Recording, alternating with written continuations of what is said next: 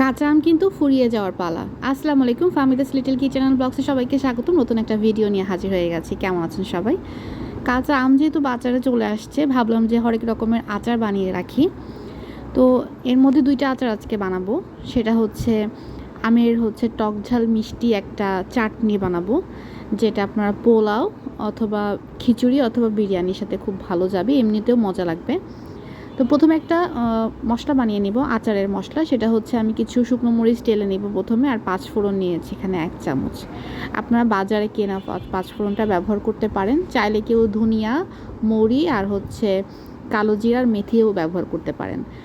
তো এভাবে আমি কেটে নিয়েছি। এটা একটা ছ্যানা আচার হবে, মানে একদম মিক্সড হয়ে যাবে এই আচারটা। তো আমগুলো আমি কেটে নিয়েছি এরকম গোল গোল করে।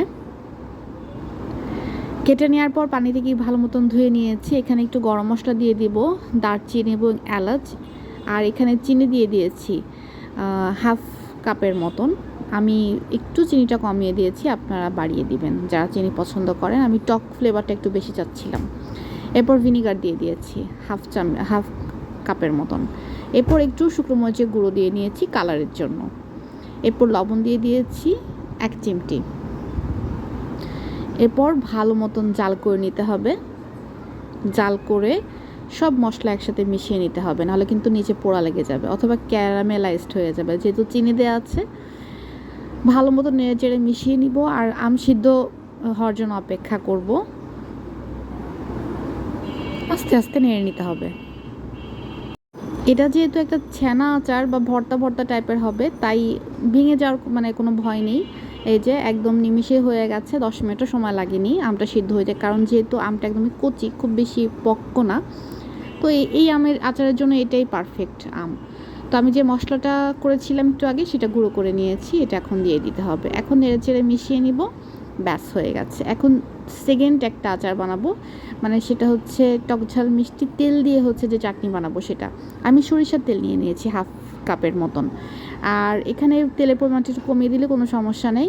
এখানে আমি ভরে ভরে 1 কাপের মতন চিনি দিয়ে দিয়েছি।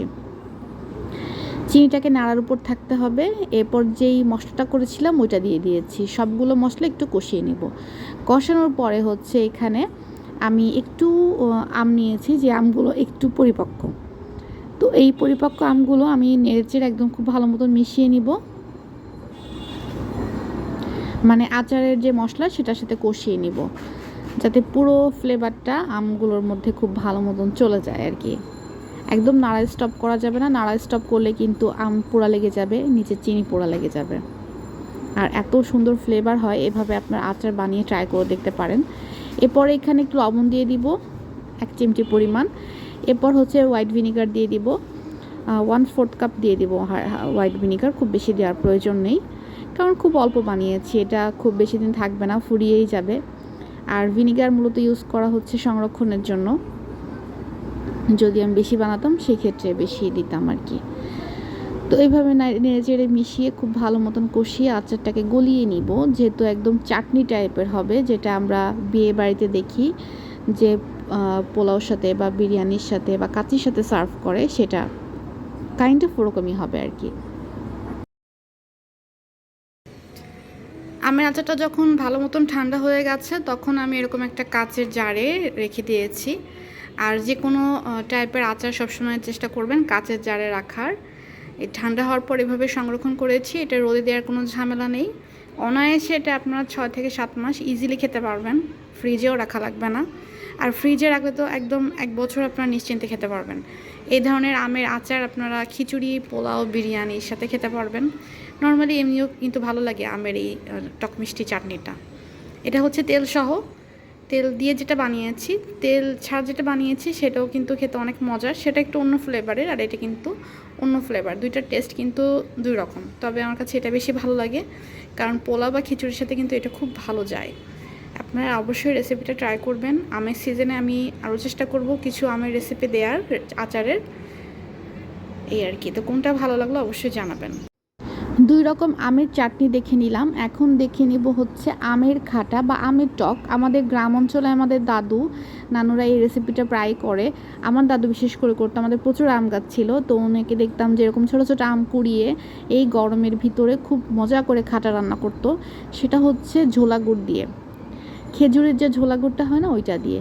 তো এখানে আমি গরম পানি নিয়েছি একদম ভরে ভরে। এরপর একটা আম পুরো আস্ত দিয়ে দিয়েছি। এরপরের ভিতর দিয়ে দিয়েছি হালকা একটু লবণ, হালকা একটু হলুদ, এরপর দিয়েছি পরিমাণ মতন চিনি। ব্যাস দেওয়াটা শেষ। এটা একটু হালকা নেড়ে চেড়ে আমটাকে সিদ্ধ করে নিতে হবে। আমটা একটু বলক চলে আসলে হয়ে যাবে, খুব বেশি সময় লাগবে না, কুচি আম তো। এরপর একটু বাগার দিতে হবে, অল্প একটু সরিষার তেল, হাফ চামচ থেকেও কম, একটু রসুনের কোয়া দিয়ে দিয়েছি একটা, একটু ব্রাউনিশ করে ভেজে দেন হচ্ছে একটু বাগার দিয়ে দিব। এত মজা হয়, এত মজা হয়, মাশাল্লাহ মাশাল্লাহ।